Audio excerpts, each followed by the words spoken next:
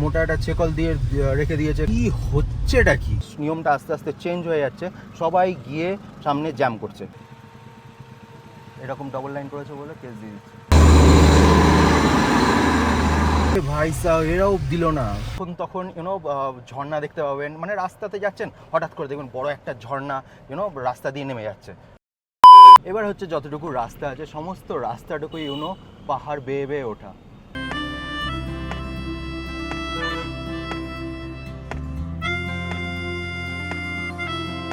ভাই সাহেব পুরো মেঘের মধ্যে, অ্যান্ড সামনে হচ্ছে জ্যাম রয়েছে পুরো এরকম খাড়া পুরো কার্শিয়ংয়ের রাস্তা।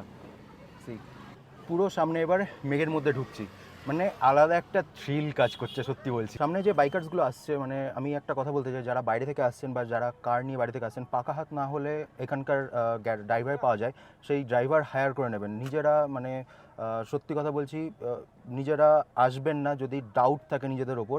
কারণ এক্ষুনি একটা জিনিস যেটা দেখলাম সেটা হচ্ছে একটা বাইকার জাস্ট এইখান থেকে পড়তে বাঁচলো।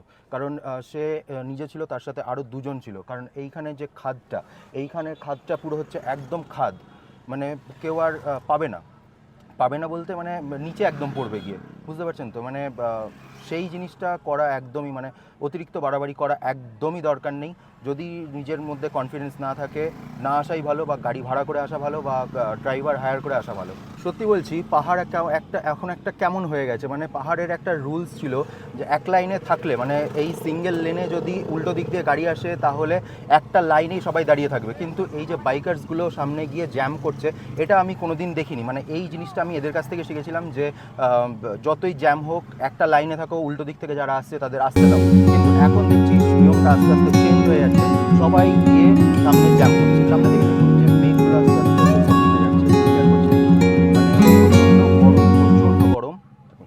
প্রচণ্ড গরম, মানে এত গরম লাগছে তা কি বলবো। যখন মেঘগুলো এসে আমার গায়ে ধাক্কা লাগছে তখন একটু ঠান্ডা ফিল হচ্ছে, তাছাড়া প্রচণ্ড গরম। অলরেডি মানে ঘেমে আছি আর কি। দেখুন কি অবস্থা।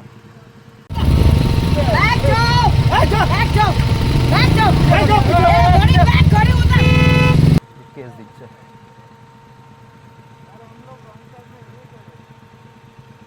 এরকম ডবল লাইন করেছে বলে কেস দিয়ে দিচ্ছে। পুলিশ এসে কোনো রকমে মানে 15-20 মিনিট দাঁড়িয়ে পুলিশ এসে তারপরে লাইনটা ঠিক করলো, তারপরে জ্যামটা ছাড়লো। ভাই এদের কোনো সিরিয়াসলি সেন্স নেই। একজন রয়্যাল এনফিল্ড আমার গাড়িতে আই গেস টাচ করে গেছে, কারণ যখন দেখলো যে পুলিশ এসছে তখন ও পেছনে ঘুরে, যখন দেখলো কেস দিচ্ছে ও পেছন ঘুরে পালানোর চেষ্টা করছিল।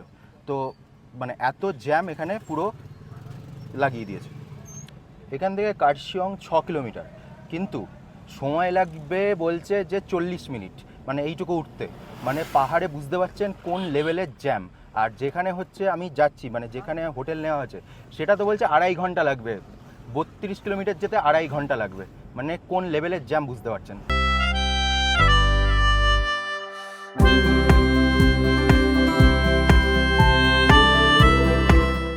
এই জায়গাটা দেখুন কতটা কনজেস্টেড, আমি দেখাই। এইখান দিয়ে পার হবে, যাকে আসতে হবে তাকে এইটুকু জায়গা দিয়ে পার হবে। আর ফাইনালি টয় ট্রেনের লাইন চলে গেছে। সত্যি খুব ভালো লাগছে, কিন্তু এর মধ্যেও কিছুজন রেকলেস ড্রাইভিং করছে। ভাই আমি জানি না কেন, আমি যতবারই পাহাড়ে এসেছি পাহাড় থেকে ড্রাইভিং শিখেছি যে ডিসিপ্লিন ওয়েতে কতটা চালাতে হয়, সামনে গিয়ে জ্যাম না কিছু না। কিন্তু এখন দেখতে পাচ্ছি যে সামনে গিয়ে জ্যাম করে, মানে মানে এই সিস্টেমটা নেই পাহাড়ে। I don't know Y. 3:30 বাজে এখন। ভেবেছিলাম 3টের মধ্যে দার্জিলিং পৌঁছে যাব। এখন 3:30-র সময়, এই যে 3:30-র সময় হচ্ছে কার্শিয়াংয়ে দাঁড়িয়ে রয়েছি, কার্শিয়াংয়ের জ্যামে দাঁড়িয়ে রয়েছি। জানি না কখন পৌঁছবো। এখনও মানে অনেকটাই কিলোমিটার, আমি কিলোমিটার দেখে বলছি, বা এখানে আমি মেনশন করে দেবো কত কিলোমিটার বাকি। মানে যে হোটেলটা বুক করেছি, মানে ভিড়ে দাঁড়িয়ে কী করবো, হোটেল চেক আউট করছিলাম, তাছাড়া তো কিছু করার নেই না। আর পুরো আপিল গাড়ি উঠছিল বলে এসি বন্ধ ছিল, অবশ্যই এসি বন্ধ করে গাড়ি ওপরে ওঠানো উচিত। কিন্তু কার্শিয়াংয়ে যে ঠান্ডা, সেই ঠান্ডা কিছুই নেই, আমার ভেতর পুরো একদম ঘেমে গেছে। তার জন্য আমি এখন যেহেতু একটুখানি মানে সোজা রাস্তা, তার জন্য আমি কাঁচ ফাঁচ সমস্ত কিছু উঠিয়ে এসিটা চালিয়েছি। এই যে রাস্তাটা দেখছেন, এই রাস্তাটা হচ্ছে এইবার ওয়ান ওয়ে, যে যারা উল্টো দিক থেকে আসছে তারা এখান থেকে এই রাস্তাটা নিয়ে নিচ্ছে।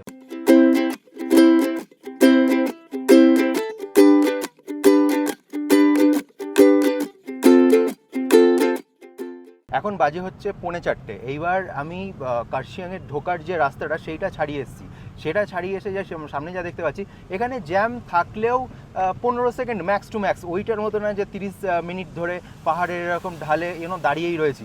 আর এই যে ঘোলা ঘোলা যে জিনিসটা দেখতে পাচ্ছেন, এটা ভাববেন না যে ক্যামেরার কোনো ফল্ট, ওকে, এটা হচ্ছে পুরো, এখন আমি যেখানে রয়েছি পুরো মেঘের মধ্যে, পুরো মেঘের মধ্যে দিয়ে আমি যাচ্ছি। মানে হালকা হালকা ওয়েদারটা হয়েছে, এসি চালাতে হচ্ছে না, হালকা আমি ওপরে স্টিপে উঠছি। মানে ওই রকম না যে কার্শিয়াংয়ের স্টিপটা আমার যতদূর মনে হয়, মানে আমি আগেও যখন আমার স্কুটার নিয়ে এসেছি তখনও মানে আমার মনে হচ্ছে কার্শিয়াংয়ের স্টিপটা হচ্ছে সব থেকে বেশি স্টিপ, মানে লাইক দিস, ওকে। অ্যান্ড দার্জিলিংয়ের স্টিপ হচ্ছে আপনারা দেখতেই পাচ্ছেন, দার্জিলিংয়ের স্টিপ জাস্ট আমাদের সমতলেও যদি একটুখানি উঁচু থাকে রাস্তা সেই রকম ধরনের, এর বেশি কিছু না, কেমন। আর ওয়েদারটা হচ্ছে মাইন্ড ব্লোয়িং ওয়েদার, আস্তে আস্তে হচ্ছে, কিন্তু কি হচ্ছে, বৃষ্টি হচ্ছে, পাহাড়ের বড় বড় ফোঁটা, মানে বৃষ্টির বড় বড় জলের ফোঁটা পড়ছে, কেমন।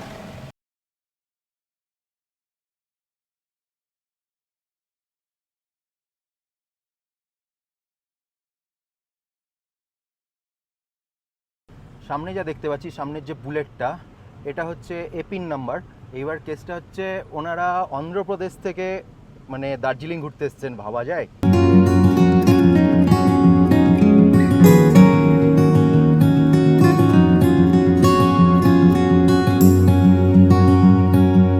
ফাইনালি চলে এসেছি ঘুম স্টেশন, দেখতেই পাচ্ছেন পুরো মেঘের মধ্যে ঢাকা।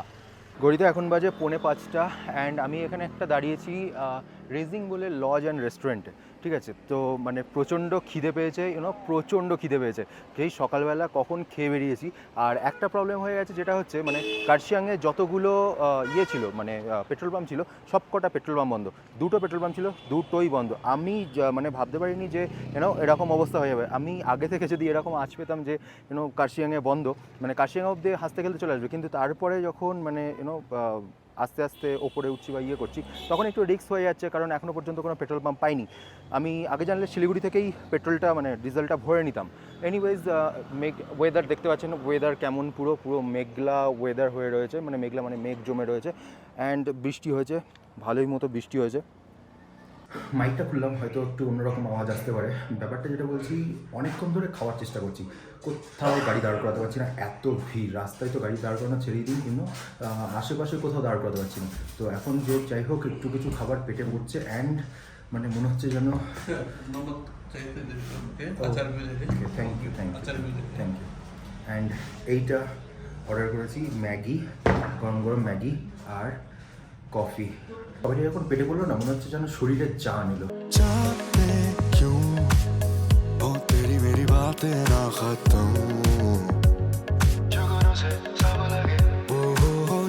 ভালো রকমের বৃষ্টি পড়ছে বাইরে। আর এইখান থেকে আমার যে হোটেলটা, সেটা হচ্ছে 6.2 কিলোমিটার। শিলিগুড়ি থেকে 60 কিলোমিটার আসতে সময় লেগে গেল 6 ঘন্টার বেশি। মানে ভাবতে পারছেন কোন লেভেলের জ্যাম, মানে নাজেহাল অবস্থা হয়ে গেছে। এখানে একটু বসে মানে খাবারটা যখন পেটে গেল না, প্রচণ্ড শান্তি লাগলো, সত্যি বলছি। আর এখন ঘড়িতে বাজে হচ্ছে 5:30। দেখি এবার হোটেলে কতক্ষণে পৌঁছোই।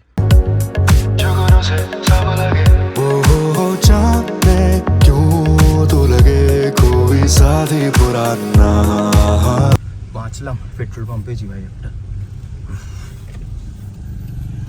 আরে ভাই সাহেব, এরাও দিল না, জানি না কেন। সেই সামনে কি বলে, ওই যে ছেকল, মোটা একটা ছেকল দিয়ে রেখে দিয়েছে। কার্শিয়াংয়েও সেরকম দেখলাম, মোটা ছেকল দিয়ে রেখে দিয়েছে, এখানেও তাই দেখলাম। এই কি হচ্ছেটা কি?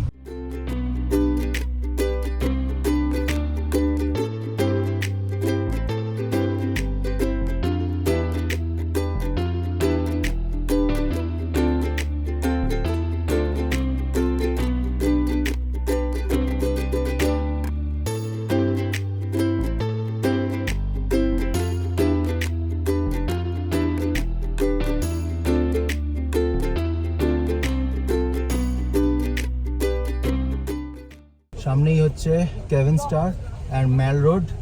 এই রাস্তা দিয়ে এসে আমার গাড়ি পার্ক হবে হচ্ছে ঠিক এইখানটায় নিচে, অ্যান্ড আমি হোটেলে চলে এসেছি। আর একটা জিনিস যেটা বলার, সেটা না, আমি ভাবলাম যে এইখানটায় পাশে পার্ক করে দেবো, বাট মানে সিরিয়াসলি বলছি, এপাশে ড্রেন, এপাশে বাইক রাখা, সোজা হচ্ছে মানে একটা দেওয়ালে গিয়ে ঠেকছে, এই পাশে হচ্ছে ওরা কারটা পার্ক করবে। আমি বললাম ঠিক আছে, কোনো দরকার নেই, আমার তো কোনো দরকার নেই, আপনাদের ড্রাইভারকে ডাকুন, আপনাদের ড্রাইভারকে রেখে আপনারা কোথায় রাখবেন রাখুন। অ্যান্ড এইটা হচ্ছে বেডরুম, সমস্ত আমার জিনিসপত্র ছড়িয়ে রাখার। I hope you like this ভিডিওটা ভালো লাইক করে দেবেন, share with everyone and subscribe করতে ভুলবেন না। So guys, thanks for watching, this is Pritam Boxi, take care, good night. এখনও তেল ভরা হয়নি, কালকে কী করে ঘুরবো আই ডোন্ট নো।